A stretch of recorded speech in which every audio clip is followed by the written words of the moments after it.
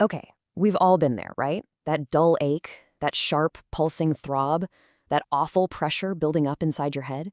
It is one of the most common things we experience as humans. But what if I told you that everything you think you know about a headache is probably wrong? I know, it sounds completely backward. The pain is in your head, so of course it has to be your brain that's hurting. But the actual science tells a totally different and honestly a way more fascinating story. This one question right here is the key to unlocking the whole mystery. So, to figure this out, we got to start with the basics of how we feel pain anywhere. It all comes down to these little things called pain receptors. You can think of them as tiny alarm systems all over your body that scream, "Hey, something's not right over here," whenever there's a problem. And here is the absolute kicker. The brain, the very organ that processes every single pain signal you've ever had, from a stub toe to a paper cut, has zero pain receptors of its own. None. It literally cannot feel pain. So, if your brain isn't what's hurting, then what in the world is? All right, this is where the detective work really starts. Since we know the brain itself is off the hook, we need to look at its neighborhood, all the structures surrounding it. These are the real sources of that misery we call a headache. So, let's look at the lineup of suspects. First, you've got the meninges. These are thin protective layers that basically act like a cushion for the brain. Then you've got this huge network of blood vessels feeding it oxygen. And of course, all the muscles and nerves in your head and neck. Now, unlike the brain, all of these guys are absolutely loaded with those pain receptors we talked about. And that's the secret right there.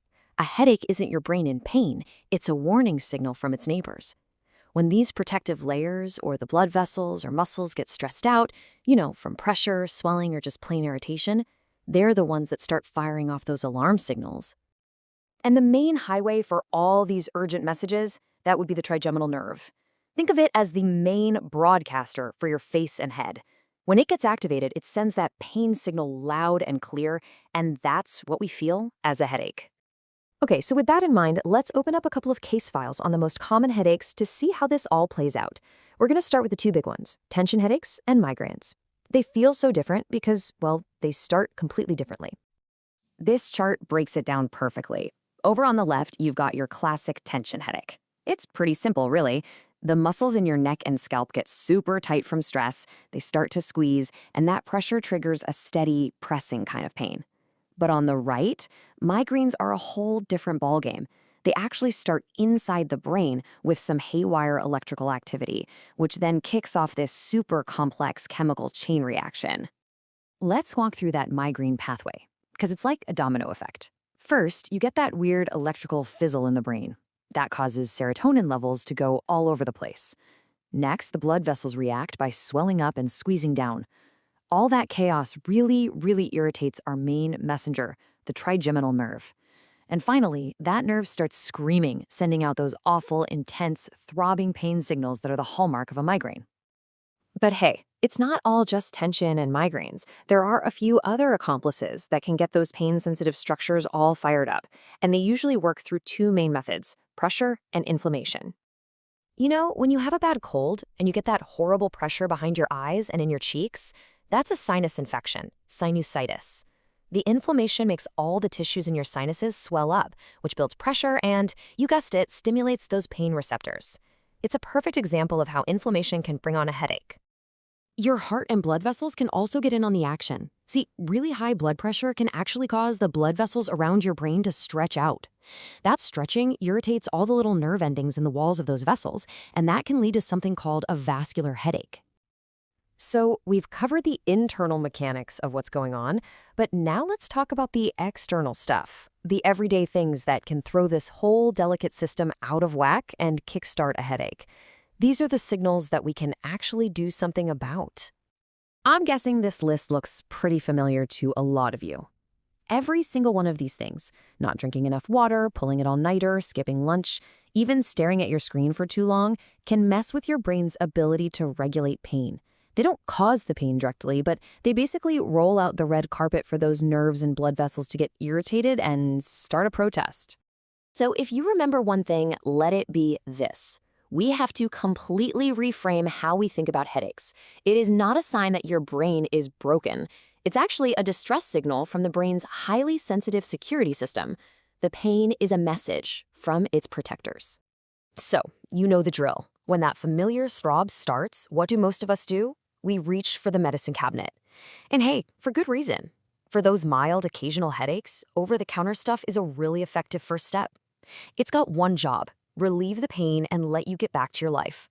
But have you ever stopped to think about how those little pills actually work? Well, it turns out they're not all the same. Not at all. You've got things like ibuprofen and aspirin on one side. They tackle the problem by going after inflammation in your blood vessels and tissues.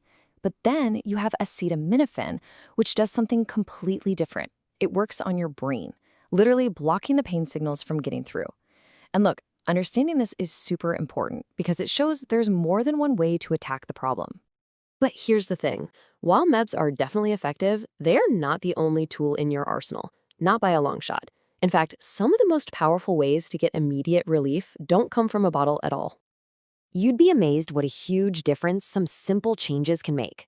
A lot of the time, a headache is just your body's way of sending up a flare signal, telling you it needs something basic. Think about it. Are you dehydrated? A glass of water can literally be the fix. Is your blood sugar low? A balanced meal might be all you need. And if stress is the real culprit, just taking a few moments for some deep breathing exercises can work wonders. And hey, never, ever underestimate the power of a quick nap. Okay, but what about the headaches that are way beyond mild and occasional?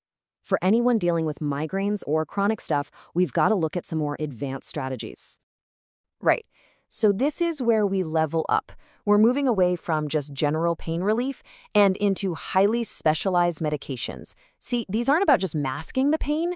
No, they're designed to target the very specific biological root causes of things like migraines. And what's really interesting here is that there are two totally different philosophies when it comes to these meds. On one hand, you've got what are called acute treatments, like triptans. You take these during a migraine to stop it dead in its tracks. But then there's a whole other category, preventative medications.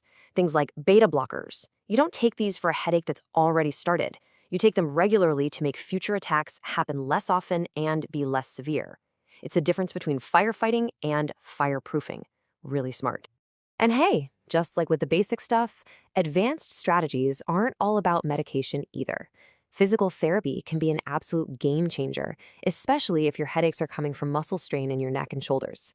Things like correcting your posture or doing specific stretches can get right to the physical root of the problem, and that can mean lasting relief. Okay, now this is where the game really changes. Seriously. So far, we've talked all about treating headaches once they're already here. Now we're going to talk about stopping them before they even have a chance to start. Welcome to the Prevention Playbook. This is all about shifting from being reactive to being proactive. So the absolute cornerstone of prevention comes down to one simple concept: triggers. What's a trigger? It's basically anything, a food, an activity, a lack of sleep, even the weather, that tends to set off a headache for you. And that for you part is crucial, because triggers are so personal. What sets you off might do absolutely nothing to someone else, and that's exactly why a one-size-fits-all plan just doesn't work here. So, that's the million-dollar question, isn't it? If your triggers are totally unique to you, how in the world do you figure out what they are? Well, luckily, there's a surprisingly straightforward and really powerful way to do it. The answer is a headache diary. I know it sounds almost too simple, but trust me, it is the single most effective tool you have. It's basically a 3-step process. Step 1. When a headache hits, you write down the basics: when it started, how long it lasted, how bad it was. Step 2. You document everything else that was going on around that time. What did you eat? How did you sleep? What were your stress levels like? And then, step 3, this is the fun part. Over time, you get to be a detective. You start looking for patterns. My headaches almost always show up after a bad night's sleep. Or, wait a minute, it seems like I get one an hour after I eat that specific thing. That is how you uncover your personal triggers. And once you start to identify your triggers, that's when you can start making real targeted changes to your lifestyle.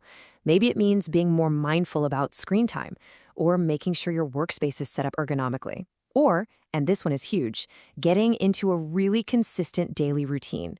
Your body absolutely loves consistency with things like sleep, meals, and exercise. Giving it that stability can dramatically reduce how often you get hit with a headache. So, as you can see, we've covered a ton of ground, right? Everything from over-the-counter pills to daily routines.